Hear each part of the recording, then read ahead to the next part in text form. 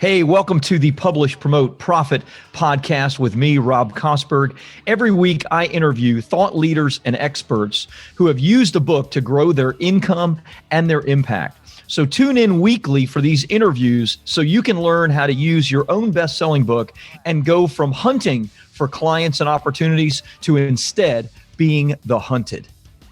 Hey, welcome everybody. Rob Kosberg here with another episode of the Publish, Promote, Profit podcast. I'm excited to bring a great guest to you. You know, we only have great guests, but I think you're going to like David a bunch. David Duford owns davidduford.com, a virtual insurance agency, which is quite interesting. I want to learn a little bit about that. He helps experienced agents nationally to become top producers, author of multiple best-selling books and marketing books in the insurance sales and marketing field.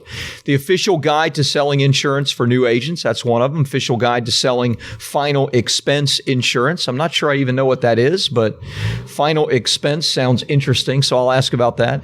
And then interviews with top producing insurance agents. David's also a YouTube influencer with over 2 million views. Congratulations on that. David, thanks for being on.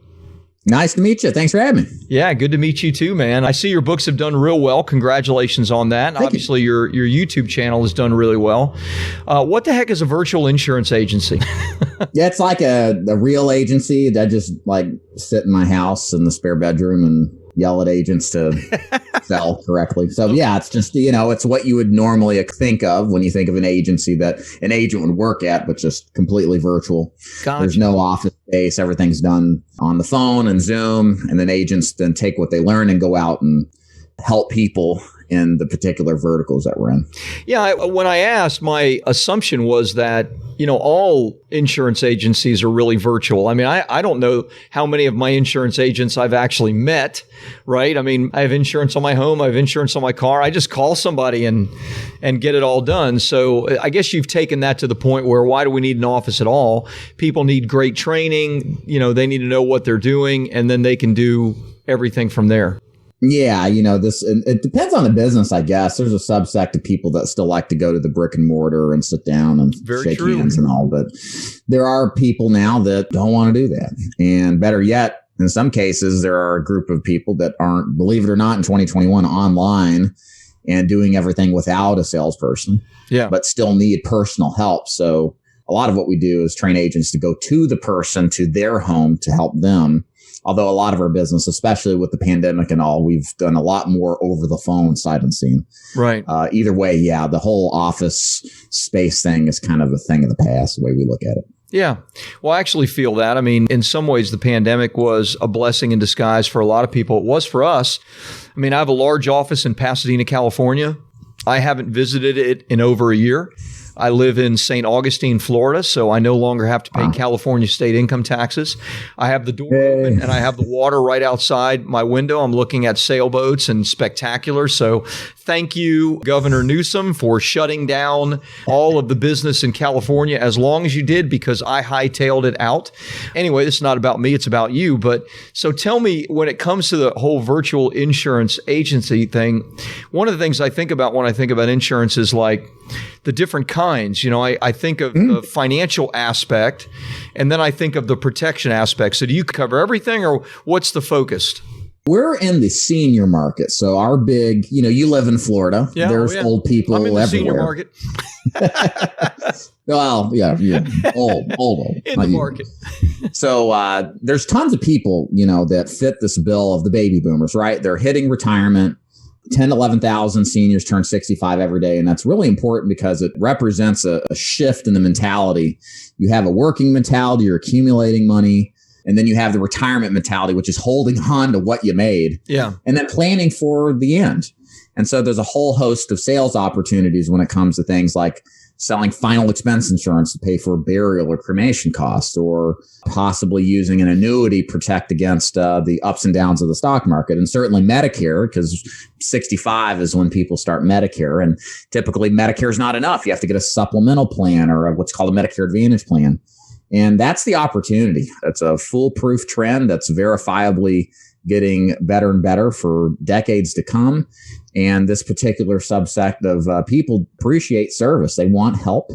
They want advice, I guess you could say. Yeah. So we're all in that whole group of people to preserve what they've made or to prepare for the end. Yeah. Or just to give them peace of mind knowing they've got good health insurance and don't have to worry about, just paying too much or going to the wrong hospital or anything like that. Right, right. And is it a national thing? Are you talking about every state or is it just focused in one locale or? Yeah, I mean, being virtual, we have no borders. I mean, Nice. at least in America. So I recruit and train agents regardless of their geographic region. I have agents as far west as Hawaii. Nice. And as far north and south as Maine and Florida. So everywhere in between. Nice. Very cool. How big is your agency and how has it grown? And of course, I want to get into, your use of media as well as like your Sure. books, et cetera. But, tell me about the agency itself. Yeah. So I've recruited probably about 2,000 agents. But the thing in this business of building an agency, it's not who you recruit. It's who takes what you teach them and is successful. Right. That's really the true measurement. And that's somewhere around 150 to 200 people a month writing some kind of business Nice. through my organization, which to me is very good. Since I'm a small business, I'm generally a solopreneur. Yeah. I've got some virtual assistants that assist and some stuff. Yeah. But it's pretty much all me, which that's how I really wanted it, to be honest with you. So, that's kind of the idea. And we do like the training, the coaching, everything's entirely virtual. Everything in regards to teaching the system. Very nice. And as far as your training goes, is it, a membership area, a database that they then tap into? Is there ongoing coaching that you do? I love the field. I love we do a lot of books for coaches and consultants and that kind of thing. Right. And oftentimes the SOPs, the operating procedures kind of go from one industry to the next. Is that true for yours as well? Yeah. I mean, so I don't sell a membership. To me, that actually stands in contrast to what I think an honest agency would do. So there's and look, I don't have anything personal against this, but there's a perception that comes with multi-level marketing companies. Sure. Think of an MLM that some friend of yours pitched that you'll never answer the phone for anymore. Yeah. That's kind of the same culture that predominates in insurance. And one of the things you realize is that you're as much of the customer or the target for making money as much as selling the policy to the prospect. Right. So a lot of these organizations, they charge you for training. They charge you an upsell so they can make a margin on lead sales. They charge you to 10 boot camps that they pressure you to come to. And even if you don't produce anything, the company walks away making money off of you. Right. And I've always thought that that's a goal alignment. Right. If you're recruiting agents and you're charged with the task of training them to be producers and be successful, I always felt, at least for me, you shouldn't make any money until they do. Because that keeps your bias aligned with what matters, which is them selling something. So we make a percentage above that as far as our cut of the deal. Yeah. So I don't charge for anything other than nothing really. They come in, they do their business with me, and we both profit together. And if they don't, then I don't. So it keeps me honest, and I think it just keeps the relationship as pure as possible. Love it. Love it. Now, you can't one-on-one coach 200 people. No. But I would imagine that there's some group elements and live elements and that kind of thing. What does all that look like for your people?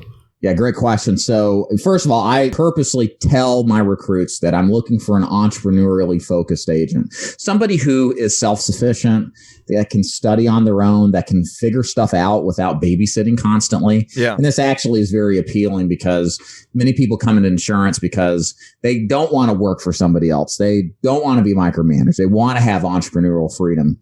And so it's usually a really good fit. Yeah. So that's how we coach them to get started. We select for that type of person who doesn't need a lot of handholding. Yeah. We'll help them or support them, but it's not in the sense of we're going to demand that you be on a call every day and then you got to report to me. We're not into any of that. Now, for mass training, we do live training, but just like you suggested, it's not one-on-one. We do one-on-one with agents that need help, but a lot of what we're doing is in a group format. Yeah. So I have multiple training opportunities. Many times what you could do in a one-on-one session, you can do in a group session. Yeah. I think there's a lot of, even comparison there. And even more so, I think it's more beneficial because not only do you teach one person, but everybody else learns, because many people have a problem. Everybody else has that problem. Right. And therefore you can solve more problems simultaneously without the extra time spent. Yeah. So mostly group training at this point, lots of self-study material as well, and a bias towards selecting agents who just don't want to be micromanaged. That's kind of my strategy. Yeah. Love it. Love it. It's interesting when you think of, or when I think of insurance agents, I'll think, realtors, mortgage professionals, insurance agents. And I love the way you're doing things because it is the 21st century and you're operating with a 21st century mentality. In the past, they would put up a shingle, which is expensive and requires maybe a loan or at least a serious commitment. They go to a BNI meeting or some kind of networking meeting, right? And they're just trying to hustle up to pay the bills. In your case, you've done it very, very differently. You become an influencer. You become an influencer through your books. You become an influencer through YouTube, et cetera. I don't see a lot of people doing that in the insurance agency. How in the heck did you get the idea to do that? Sheer luck. I saw one of my competing agencies. It's funny, like in 2014 or 15, I saw a video they put up and I thought the video shared useful information about selling final expense life insurance. And instantly I thought, good Lord, why would somebody want to give away their most valuable content for free? Right. People don't appreciate things given away for free. So that was like the devil on my shoulder, right? Yeah. And I had the angel on my shoulder, said, well, wait a minute. Now, maybe there's something to this. Maybe in this world where nobody trusts anybody and everybody's skeptical, rightfully so, that giving away information without expectation of anything return, that might actually be even more beneficial to your business. So yeah. I deliberated and contemplated and said, that's probably true. If I just commit myself to giving away and helping people without anything to expect in return, that maybe one day, if the stars align with enough time, I will have something wonderful. I'll have a business. I'll have agents that work with me that'll be enjoyable, pleasurable. I won't have to work for anybody. And it took a while. I started making some videos. I wasn't consistent at first, but I started getting consistent. And then lo and behold, a couple of years in, I started getting tons of traffic, tons of traction. And now I'm pretty well known for anybody that does any sort of search for life insurance sales or final expense sales related sales for insurance. People have seen my content. Wow. And it just gives me such a leg up over every other agency that they got to start from square one to say, hey, I'm this and that, right, and this is why you should do business with me. I don't have to say that because YouTube gives you this sort of celebrity-like appeal because, hey, you're on the screen. Yeah. I think I'm just some normal dude. Other people think, oh, wow. That's what they say. Yeah. But that kind of, when you set up a conversation to, influence somebody to join you or buy your product, like you're playing offsides. You got all the odds stacked in your favor, unlike everybody else. It's an incredible thing that anybody that sells anything or has products should absolutely be on YouTube. I think it's just the best way to build an influence. Talk to me about the books. So you've written a lot of books. They all have, the similar style, which I really like. They attract attention very easily. They've done well. You have, hundreds of reviews on your books, which it's not easy to get reviews. It means you got to get a lot of sales to get one person to offer you a review. Yeah. So how have your books helped you to really be positioned as the authority? How have they really have they brought people to you that way? Absolutely. So the first book I wrote was the red one, The Official Guide to Selling Final Expense Insurance. Yeah. The idea behind that at the time, I think it was 2016 when it came out, was that even then, and certainly still stands today, even in a world of everything digital, being the guy who wrote the book on the subject still has a placeholder in a lot of people's minds, even if they don't read books.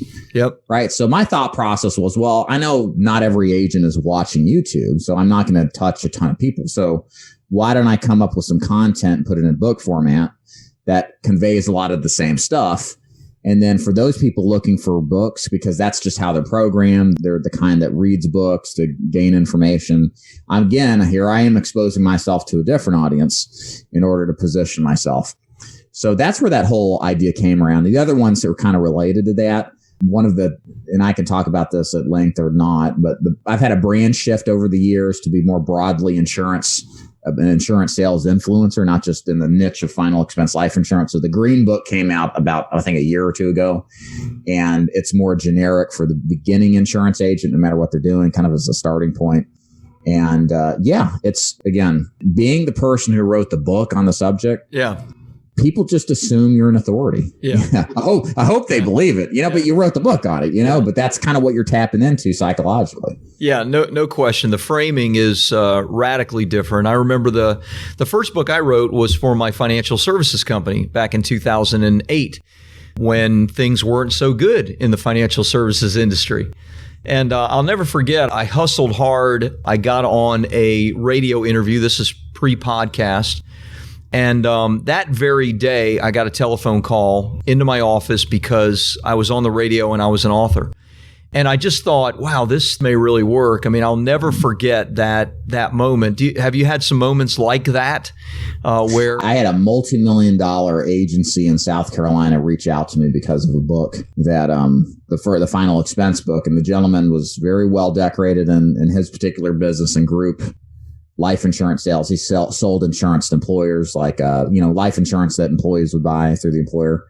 He had thousands and thousands of clients, really good opportunity to do some business. But the reason he arrived at that is he's not a techie at the time, and he wasn't on YouTube, but he liked reading. That's how he grew up. And that's the kind of stuff that just you would never think that would pop up on your desk because you wrote a book. Right.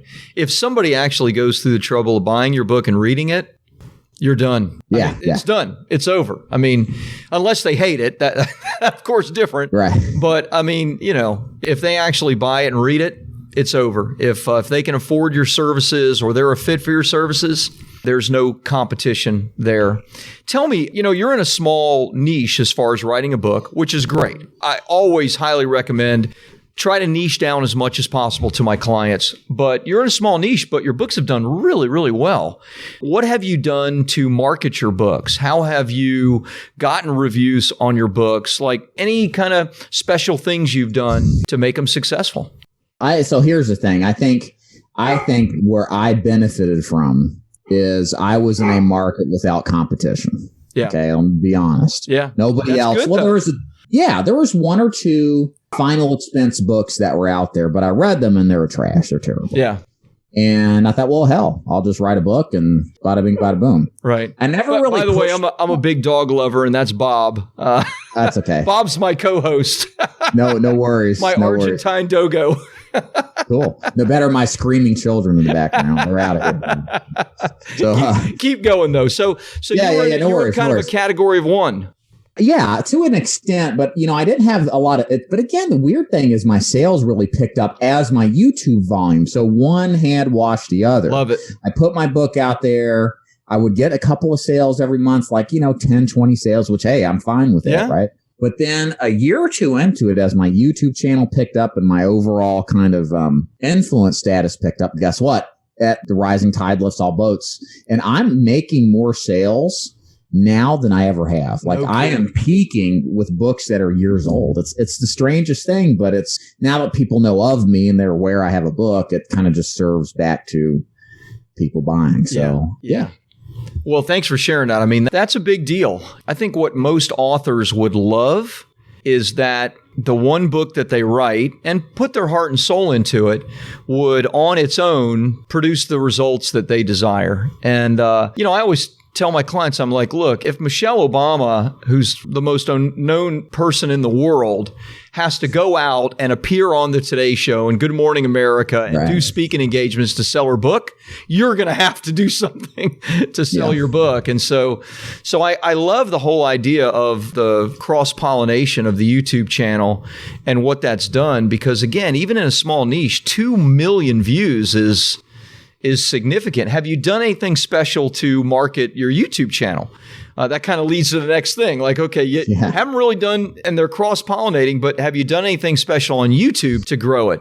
No, I don't. I've very rarely ever done any paid ads. I'm an organic guy. When we think of from content marketing, I just strictly do organic up until recently.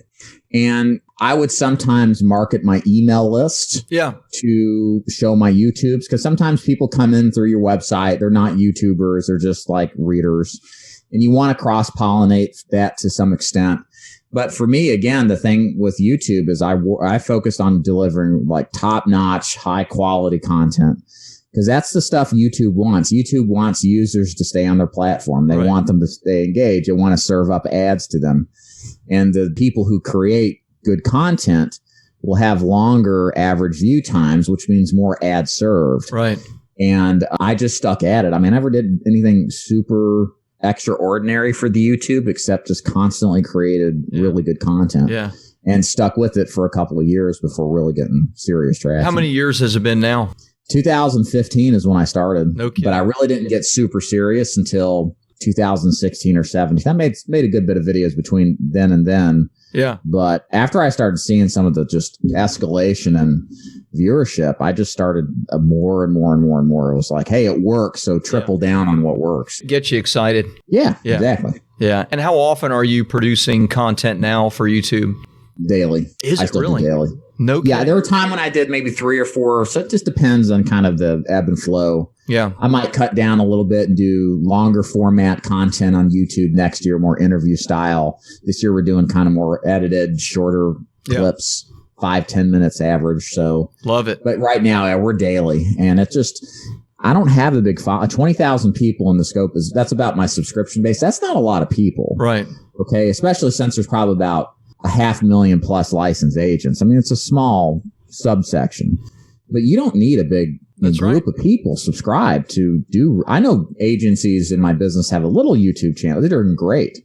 So, you'd be shocked at how little you need to get a lot of people interested in whatever it is that you're offering. Yeah. Yeah. Well, 20,000 is no small amount. It's taken you, I understand it's 20,000 of 500,000, but that's 20,000 people that are learning from you, following you, see you as the authority, see you as the expert, more than likely have purchased your book. I mean, that's very, very cool. Congratulations. Love that. So give us some links. Where can, obviously, for somebody that is in the insurance field or thinking about getting into the insurance field, they need to go to your YouTube channel. They need to buy your books. Where's the best place to get some info from you? Sure. DavidDuford.com. That's my website. Yep. If you want to check out my books, check out how my work in my agency works, you'll see some links in the menu, like it's the store link and then the FAQ link. If you want to see some YouTube content that I do, just go to YouTube and put in David Duford, and then you'll see all sorts of videos there. And if you want to check out any books directly, Amazon, of course, just put my name in and you'll see them all. Love it. Love it. Well, I'm going to go check out your YouTube channel. I want to see the good stuff that you're doing there. I want to see how you're creating. So, David, thanks. Thanks so much for sharing, giving us kind of a tour around your business, both from the standpoint of, what you do and, the books and how you do it, but then also like the depth of the stuff, specifics. So great to have you on the podcast today, my friend.